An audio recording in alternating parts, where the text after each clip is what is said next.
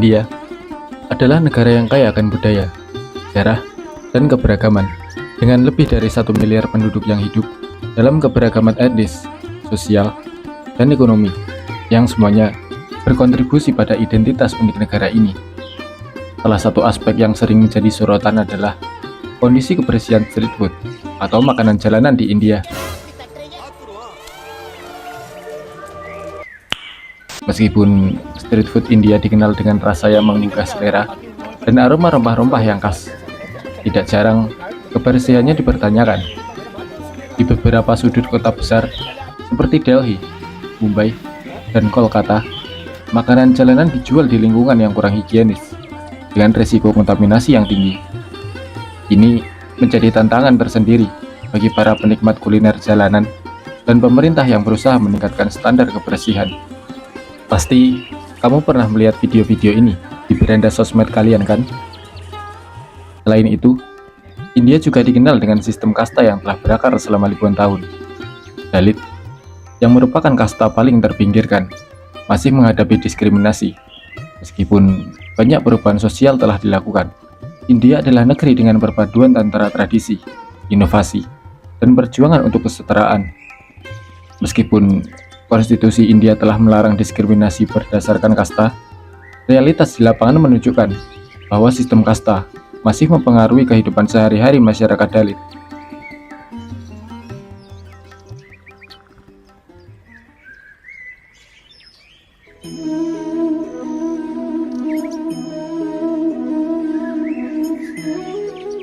Kasta Dalit adalah salah satu kelompok sosial yang paling terpinggirkan dalam sejarah India. Dalit diambil dari bahasa Sanskerta yang berarti rusak atau tertindas. Istilah ini diciptakan oleh reformis sosial India, Jyotirao Phule, untuk kaum tak tersentuh dan terbuang, yang mewakili lapisan masyarakat paling bawah.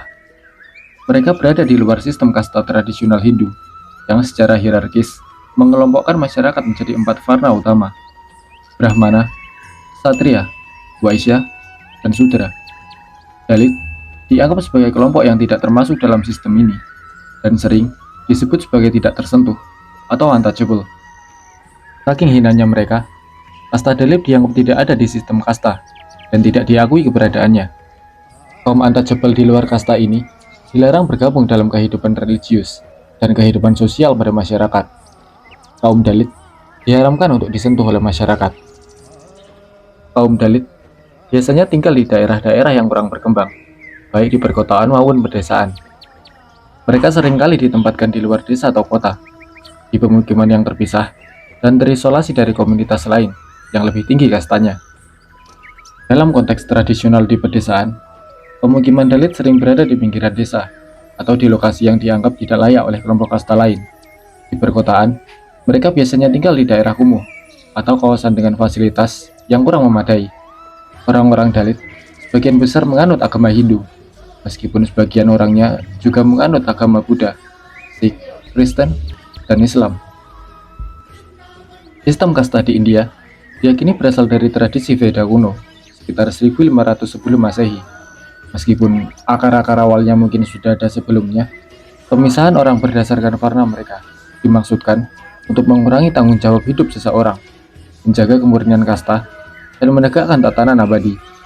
Hal ini akan menyelesaikan terlebih dahulu dan menghindari segala bentuk perselisihan yang bersumber dari konflik dalam bisnis dan pelanggaran terhadap tugas masing-masing. Woi, lagi santai kawan. Pakai. Dalam sistem ini, tugas khusus diberikan kepada setiap warga varna. Veda, yaitu teks-teks suci Hindu yang paling awal, menyebutkan 4 varna atau kasta utama yang diatur berdasarkan fungsi dan peran dalam masyarakat. Brahmana, kasta tertinggi yang terdiri dari para pendeta, cendekiawan, dan guru. Mereka bertanggung jawab atas ritual keagamaan dan pendidikan. Ksatria, kasta prajurit dan penguasa. Tugas mereka adalah melindungi dan memimpin masyarakat. Vaishya, kasta pedagang, petani, dan pengusaha. Mereka mengurus kegiatan ekonomi dan perdagangan. Sudra, kasta pekerja, dan pelayan yang melayani 3 kasta di atasnya. Mereka melakukan pekerjaan fisik dan manual. Meskipun sumber-sumber Veda awal menyebutkan 4 kasta utama, pada kenyataannya terdapat ribuan kasta, subkasta, dan komunitas dalam masyarakat India. Kasta atau subkasta selain 4 yang disebutkan dalam Bhagavad Gita mencakup kelompok seperti Bumihar atau pemilik tanah, Kayasta atau ahli kitab, dan Rajput, sektor utara dari kasta ksatria atau prajurit. Beberapa kasta muncul karena pekerjaan yang sangat spesifik, seperti Garudi, pawang ular, atau Sanchari yang mengumpulkan emas dari dasar sungai. Seiring waktu, sistem kasta berkembang menjadi lebih kompleks dan terfragmentasi. Subkasta atau jati mulai muncul, dan jumlah mereka menjadi ribuan, masing-masing dengan peran dan status yang berbeda. Sistem kasta mulai mendikte hampir setiap aspek kehidupan seseorang, termasuk pekerjaan, pernikahan, dan hak-hak sosial. Agama Hindu memainkan peran penting dalam mengukuhkan sistem kasta. Konsep dharma dan karma mendukung ide bahwa status seseorang dalam masyarakat adalah hasil dari perbuatan mereka di kehidupan sebelumnya, dan menjalankan dharma sesuai kasta dianggap sebagai jalan menuju keselamatan. Pada abad ke-19 dan ke-20, gerakan reformasi mulai muncul untuk menentang sistem kasta. Tokoh-tokoh seperti Mahatma Gandhi dan B.R. Ambedkar menjadi pendorong perubahan sosial, berusaha menghapus diskriminasi kasta, dan meningkatkan kesejahteraan Dalit. Konstitusi India yang diadopsi pada tahun 1950 secara resmi menghapus diskriminasi berdasarkan kasta dan memberikan hak yang setara kepada semua warga negara. Namun, sistem kasta masih memiliki pengaruh signifikan dalam kehidupan sehari-hari, terutama di daerah pedesaan.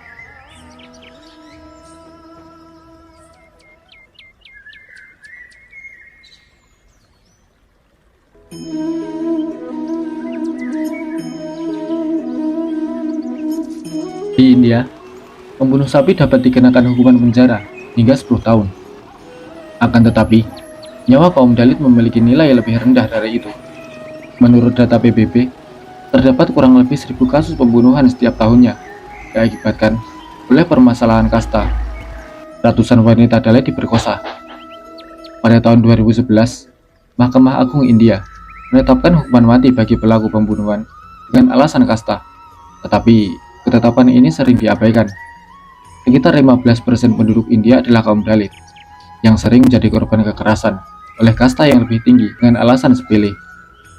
Bentuk diskriminasi terhadap Dalit termasuk keharusan mengikat dahan pohon di pinggang untuk menghapus jejak mereka, atau membawa penampung ludah agar tidak mengotori jalan.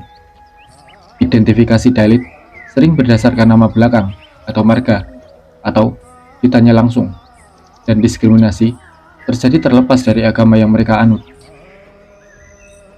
Orang-orang Dalit akan bekerja sebagai gelandangan, pengemis, pembersih saluran air, hingga pemulung kotoran manusia.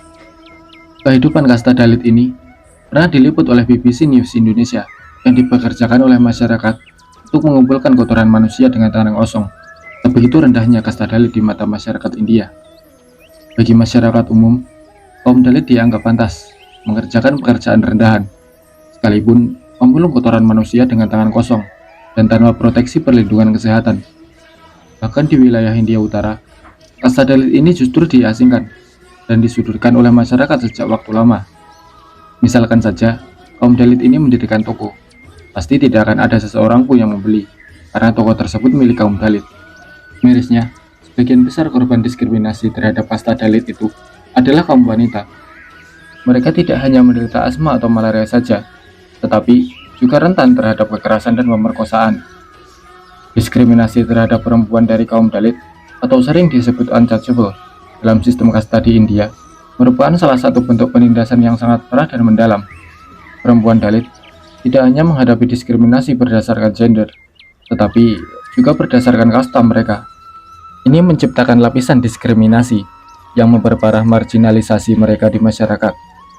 Mereka dilarang mengakses tempat-tempat umum seperti tempat ibadah, sumber air, dan jalan-jalan tertentu yang secara tradisional hanya diperuntukkan bagi kasta yang lebih tinggi. Diskriminasi ini juga meluas ke sektor-sektor penting seperti pendidikan, pekerjaan, dan perawatan kesehatan. Perempuan Dalit seringkali tidak diizinkan bekerja di lembaga pemerintah atau bahkan mendapat perawatan medis yang layak di rumah sakit. Tragisnya, kekerasan terhadap perempuan Dalit seringkali tidak dihukum dengan adil, pembunuhan, atau kekerasan yang dilakukan terhadap mereka sering dianggap sebagai pelanggaran ringan oleh sistem hukum yang dipengaruhi oleh bias kasta. Ini mencerminkan bagaimana norma-norma sosial yang diskriminatif telah mengakar begitu kuat dalam masyarakat, sehingga tindakan kejahatan yang sangat serius terhadap kaum Dalit dapat dianggap sepele. Dilansir dari BBC, seorang wanita Dalit berusia 19 tahun di Uttar Pradesh, India, diduga diperkosa dan diserang oleh kelompok pria kasta atas, menyoroti kekerasan seksual yang merajalela terhadap wanita Dalit.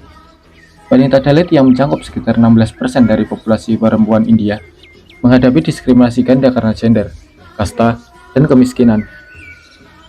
Menurut Dr. Surat Siyengde, mereka adalah salah satu kelompok paling tertindas di dunia. Kasus ini mencerminkan pola biasa di mana pihak berwenang lambat bertindak, meragukan pemerkosaan, dan cenderung mendukung pelaku dari kasta atas. Beberapa media juga mempertanyakan kaitan kekerasan seksual dengan kasta. Menurut laporan kejahatan di India pada tahun 2022 yang diterbitkan oleh Biro Catatan Kejahatan Nasional Kementerian Dalam Negeri, kekejaman terhadap kaum Dalit meningkat berkali-kali lipat pada tahun 2022 dibandingkan tahun-tahun sebelumnya.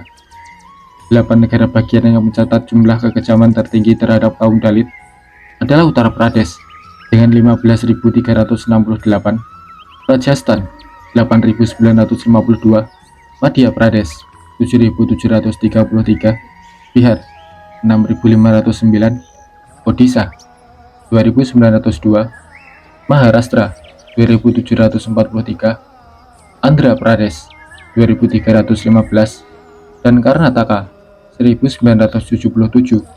Hal ini menunjukkan bahwa kekejaman terhadap kaum Dalit terus berlanjut, terlepas dari partai politik yang berkuasa.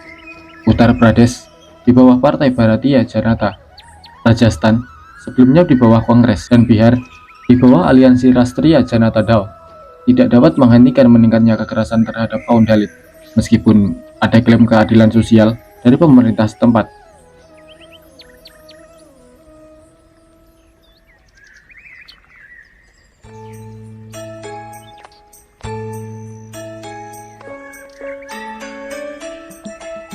Pemerintah India telah mengambil beberapa langkah untuk meningkatkan kesejahteraan dan hak-hak komunitas Dalit yang telah lama mengalami diskriminasi sosial dan ekonomi karena sistem kasta. Beberapa solusi yang telah diambil oleh pemerintah India untuk membantu kasta Dalit adalah reservasi dalam pendidikan dan pekerjaan. Pemerintah India telah memperkenalkan sistem reservasi dan institusi pendidikan dan pekerjaan pemerintahan untuk anggota komunitas Dalit. Ini bertujuan untuk memastikan akses yang lebih adil ke peluang pendidikan dan ekonomi bagi mereka. Undang-Undang Perlindungan Hak.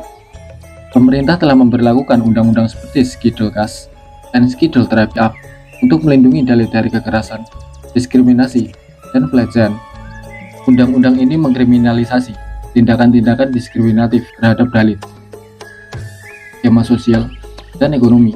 Berbagai skema kesejahteraan sosial seperti program pemberdayaan ekonomi, perumahan, dan perawatan kesehatan telah diluncurkan untuk mendukung perkembangan ekonomi komunitas Dalit. Skema ini termasuk pelatihan keterampilan, bantuan keuangan, dan program pemberdayaan wanita.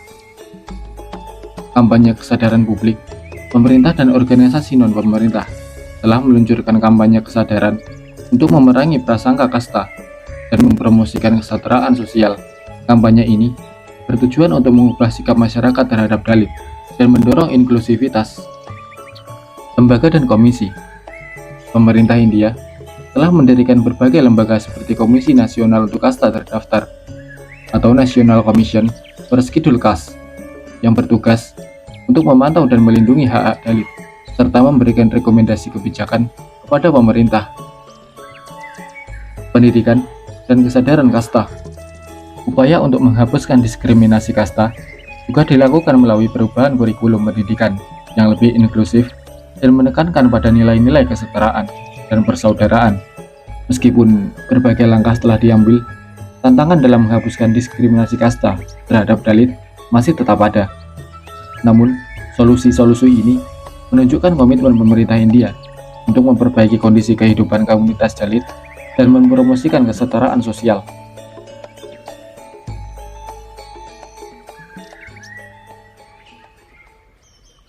Di negeri yang kaya akan keindahan dan keberagaman seperti Indonesia, kita seringkali lupa untuk bersyukur atas nikmat yang kita miliki. Sebagai warga negara Indonesia, kita menikmati kebebasan, peluang, dan kesempatan yang memungkinkan kita untuk berkembang. Meskipun tantangan tetap ada, ini berbeda dengan mereka yang lahir sebagai kasta Dalit di India, yang seringkali terjebak dalam siklus kemiskinan dan diskriminasi yang mendalam. Kehidupan mereka yang seringkali dibatasi oleh stigma sosial dan kurangnya akses terhadap sumber daya dasar, mengajarkan kita untuk lebih menghargai kebebasan dan hak yang kita nikmati di Indonesia. Dengan rasa syukur, kita bisa lebih menghargai kemudahan dan kesempatan yang kita punya, serta lebih peduli untuk menciptakan masyarakat yang inklusif dan adil bagi semua. Semoga kesadaran ini mendorong kita untuk terus berbuat baik dan berbagi keberuntungan kita dengan mereka yang kurang beruntung.